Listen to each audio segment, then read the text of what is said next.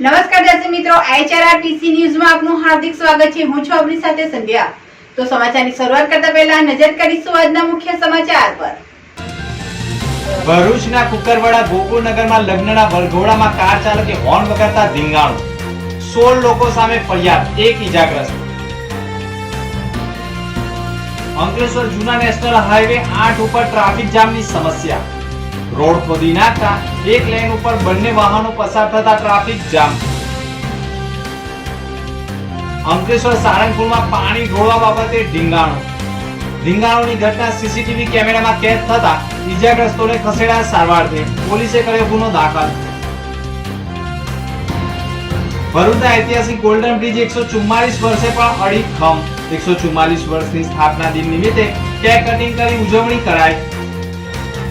भरूच की फेथ कैलरी स्कूल का नाम तो सबने सुना ही होगा, पर क्या आपको पता है कि ये स्कूल स्टूडेंट को लीड एजुकेशन देता है। फेथ कैलरी स्कूल भरूच 1999 से नए एजुकेशन बेंचमार्क सेट करते आए हैं, जहां पढ़ाई सिर्फ बुक्स तक लिमिटेड नहीं है, बल्कि स्टूडेंट को फ्यूचर रेडी बनाया जाता है। यहाँ प्ले ग्रुप से लेकर 12 साइंस तक मिलता है लीड एजुकेशन, जो स्कूल को ट्रांसफॉर्म करता है इनटू वर्ल्ड क्लास इंस्टीट्यूशन, जैसे international level education, smart classroom with audio visuals, multi-modal ways of teaching, books with digital visualization, activity-based learning, advanced science and computer labs, model library, expert और supportive teachers, interactive teaching with strong discipline। और academics के साथ साथ ये focus करते हैं holistic learning, discovery and discussion based learning, problem solving and की concept understanding पर। यहाँ एक्स्ट्रा करिकुलर एक्टिविटीज भी होती है और कैंपस है fully secured with CCTV surveillance. और एडमिशन के लिए पर्सनल गाइडेंस चाहिए तो यहाँ का डेडिकेटेड एडमिशन हेल्प डेस्क हर स्टेप पर मदद करेगा। तो अपने बच्चों का एडमिशन एक ऐसे स्कूल में कराइए जहाँ modern education, strong values, creative freedom और टोटल सेफ्टी हो। एडमिशंस ओपन है। विजिट टुडे फेथ कैलरी school near Nandelav opposite SBI bank Bharuch, और सेकंड ब्रांच है 108 Madani park society, Saran road, Vagra. ભરૂચમાં વિકાસના કામો થતા હોય છે અને તેમાંય ગુણવત્તાયુક્ત થાય છે કે કેમ તેની ચકાસણી થવી જરૂરી છે, જેના ભાગરૂપે ભરૂચ નગરપાલિકા દ્વારા મમ્મદપુરાથી બાયપાસ ચોકડી સુધી રોડનું રીકાર્પેટિંગ કરવામાં આવતું હોય છે, જેના પગલે નગરપાલિકાના પ્રમુખ સહિત સ્થાનિક વિપક્ષીઓએ અન્ય હોદ્દેદારોએ પણ નિરીક્ષણ કરી કામની ગુણવત્તા ચકાસી હતી। ભરૂચના પશ્ચિમ વિસ્તારમાં વિપક્ષીઓની ઉગ્ર રજૂઆતના પગલે મહમ્મદપુરાથી બાયપાસ ચોકડી સુધીનો માર્ગ અત્યંત બિસ્માર હોય અને મોટા ખાડા હોવાના કારણે આખરે રોડનો ડામર કપચીનું રીકાર્પેટિંગ કરવા માટે ખાતમુહૂર્ત બાદ કામ શરૂ થયું હતું। માર્ગની ગુણવત્તા અને મટીરિયલની ચકાસણી માટે તથા સ્થળ નિરીક્ષણ કરવા ભરૂચ નગરપાલિકાના પ્રમુખ વિભૂતિબા યાદવ સહિત વિપક્ષના નેતાઓ તેમજ અન્ય નગરસેવકો હાજર રહ્યા હતા અને માર્ગનું લેવલિંગ સહિત અન્ય વસ્તુનું નિરીક્ષણ કરી માર્ગ ગુણવત્તાયુક્ત બને અને વધુ ટકે તેવી આશાઓ પણ વ્યક્ત કરી માર્ગનું રીકાર્પેટિંગ થતાં વાહન ચાલકોને પણ સ્થાનિકોમાં પણ રાહત જોવા મળી હતી। અંકલેશ્વરમાં સારંગપુર ગામ ખાતે આવેલા આત્મીય સહજ ખાતે રહેતા સુગંધી દેવી વિનય સહાની ગત 12મી મોડી સાંજે તેમના ઘર બહાર સુગંધી દેવી ટાંકી ભરાઈ જતાં પાણી ભરી રહ્યા હતા તે સમયે સામે રહેતા સાલુ સિંહ વિડીયો બનાવી રહ્યો હતો, જે અંગે વિનય સહાની કહેતા સુનીતા સિંહ અને RB સિંહ, સાલુ સિંહ અને રોહિત સિંહ જે તે વખતે ઝઘડો કર્યો હતો, તૂટી પડ્યા હતા અને લાકડાના દંડા વડે અને છૂટા હાથની મારામારી કરી રહ્યા હોય, સાથે નાના બાળકો સહિત સુગંધી દેવી અને તેના પતિ અને પુત્રીને પણ માર માર્યો હતો, જેમાં ગંભીર રીતે ઈજા પામેલ સાહની પરિવારોને પણ ભરૂચ સિવિલ હોસ્પિટલ ખાતે ખસેડવામાં આવ્યા હતા, જ્યાં તેમની સારવાર ચાલુ છે અને ઘટના સમગ્ર સીસીટીવી કેમેરામાં કેદ થઈ જવા પામી છે અને સુગંધી દેવી અને તેના પરિવાર પર થયેલા હુમલાનો સીસીટીવી કેદ પણ થયો છે। પોલીસે સુગંધી દેવીની ફરિયાદના આધારે હુમલાખોરો સામે ફરિયાદ નોંધી વધુ તપાસ શરૂ કરી હતી, તો સામે પક્ષે પણ રામ પ્રતાપ સિંઘએ પણ ફરિયાદ આપી છે। પોલીસે બંને પક્ષોની ફરિયાદ લઈ કાયદેસરની કાર્યવાહી કરી છે, પરંતુ નહીં જેવા ઝઘડામાં કેટલું ઉગ્ર સ્વરૂપ ધારણ કર્યું છે તે સીસીટીવી કેમેરા ઉપરથી ફલિત થઈ રહ્યું છે। मेरा नाम सुगंधी देवी है। हम लोगों के छत से पानी भर गया था तो मैं छत के पानी बल्टी लेके रोक रही थी, वो लोग अचानक दौड़ के मेरे घर में हम लोग को डंटे डंटे आके मार रहे थे।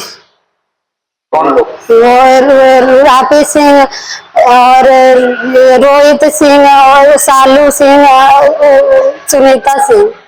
और वो लोग मारे और हम लोग को मारे भी। फिर गुंडा लेके रात में मेरा दरवाजा आके वो लोग पीटे रात भर। मेरा आदमी के वो लोग बहुत मारे डंडे डंडे। बच्चों को भी और मारा? बच्चे लोग को भी, दोनों बच्चे लोग को मारे। लड़का के हाथ को डंडे डंडे मारे, बच्चों को लड़की को कमर में मारे। ભરૂચ શહેર શ્રવણ ચોકડી ખાતે હાલમાં નવા ઓવરબ્રિજની કામગીરી ચાલતી હોય ઘણો ટ્રાફિક જામ થવાના કારણે લોકોને દહેજ ભરૂચ કંપનીઓમાં અપડાઉન કરતા કામદારોને ભારે હાલાકીનો સામનો કરવો પડે છે। ઉમરાજ ગ્રામ પંચાયતની હદમાં આવેલી પુષ્પધન સોસાયટીથી દહેજ બાયપાસ હાઈવે સુધીનો માર્ગનું અનેક નાની ગાડીઓના લોકો આવવા જવા માટે ઉપયોગ કરતા હોય છે, પરંતુ આ માર્ગ ખૂબ જર્જરિત હોય તેને બનાવવા માટેની રજૂઆતો ધારાસભ્યને કરવામાં આવી હતી, જેના ભાગરૂપે મુખ્યમંત્રી સ્વર્ણિમ સડક યોજના અંતર્ગત 105 લાખના ખર્ચે પુષ્પધન સોસાયટીથી દહેજ બાયપાસ હાઈવે સુધીના સીસી માર્ગની ખાતમુહૂર્ત વિધિ ભરૂચના ધારાસભ્ય રમેશ મિસ્ત્રી અને જિલ્લા પંચાયતના કારોબારી અધ્યક્ષ ધર્મેશ મિસ્ત્રીના વરદ હસ્તે કરવામાં આવ્યો હતો, જેમાં ઉમરાજ ગ્રામ પંચાયતના સરપંચ રણજીત વસાવા, ભાજપના આગેવાન અનિલ રાણા, તાલુકા પંચાયત સભ્ય મેહુલ જોશી સહિત સ્થાનિક આગેવાનો જોડાયા હતા। ભરૂચની આગવી ઓળખ એવા ગોલ્ડન બ્રિજનું કામ 16 મે 1881ના દિવસે પૂર્ણ થયું અને ખુલ્લો મુકાયો હતો। આ બ્રિજને બનાવતા જે તે સમયે એટલો અધધ ખર્ચ થયો હતો કે તેટલામાં આખો સોનાનો બ્રિજ બની જતા અને તેથી આ બ્રિજને ગોલ્ડન બ્રિજનું નામ આપવામાં આવ્યું હતું। ગોલ્ડન બ્રિજ અગાઉ રેલવે માટે બનાવવામાં આવ્યો હતો। આજરોજ ગોલ્ડન બ્રિજના સ્થાપના દિવસથી યુવાનો દ્વારા કેક કટિંગ કરી ઉજવણી કરવામાં આવી હતી। યુવાનો દ્વારા માંગ કરવામાં આવી છે કે ભરૂચના ગૌરવ એવા ગોલ્ડન બ્રિજને રાષ્ટ્રીય સ્મારક જાહેર કરવા સાથે મ્યુઝિયમનું પણ નિર્માણ કરવામાં આવે, સાથે જ તેને પ્રવાસન સ્થળ તરીકે પણ વિકસાવવાની માંગ ઉઠાવી છે। અત્રે ઉલ્લેખનીય છે કે ગોલ્ડન બ્રિજને સમાંતર નર્મદા મૈયા બ્રિજનું નિર્માણ થયા બાદ હાલ ગોલ્ડન બ્રિજ તમામ પ્રકારના વાહનો માટે બંધ કરી દેવામાં આવ્યો છે। ભરૂચ જિલ્લાના ગૌરવ સમાન ગોલ્ડન બ્રિજના 144 વર્ષ સ્થાપનાના પૂર્ણ કર્યા છે। આ બ્રિજ અંગ્રેજી હુકુમત દ્વારા 7 ડિસેમ્બર 1877નાનું કામ શરૂ કરવામાં આવ્યું હતું, તેમજ આ બ્રિજનું કામ પૂર્ણ 16 મે 1881ના રોજ આ બ્રિજ પ્રજા માટે ખુલ્લો મૂકવામાં આવેલો હતો। આ ઐતિહાસિક બ્રિજ ભારત દેશમાં કદાચ 144 વર્ષ સુધી જો કોઈ બ્રિજ અડીખમ હશે તો એક આ ગોલ્ડન બ્રિજ છે। આ ગોલ્ડન બ્રિજ સાથે ઐતિહાસિક સંસ્મરણો ભરૂચની પ્રજાજનોના જોડાયેલા રહે છે। આ તંત્ર દ્વારા આ બ્રિજને છેલ્લા ઘણા સમયથી બંધ કરવામાં આવ્યો હતો। પ્રજા આનો ઇતિહાસ જાણી શકે, પ્રજાને સંસ્મરણો સાથે જોડાયેલા છે તેને વાગોળી શકે એ માટે અહીંયા બ્રિજનું ઐતિહાસિક જાણકારી માટે એક મ્યુઝિયમ બનાવવામાં આવે, તેમજ પ્રજા માટે ખુલ્લો મૂકવામાં આવે, એક પ્રવાસન સ્થળ તરીકે વિકસાવવામાં આવે અને બ્રિજનું સુશોભન લાઇટિંગ તેમજ વ્યવસ્થિત રીતે સુરક્ષિત રીતે લોકો બ્રિજનો આનંદ માણી શકે એ રીતનું તંત્ર દ્વારા વ્યવસ્થા કરવામાં આવે એ આજરોજ સ્થાપના દિવસે માંગ છે।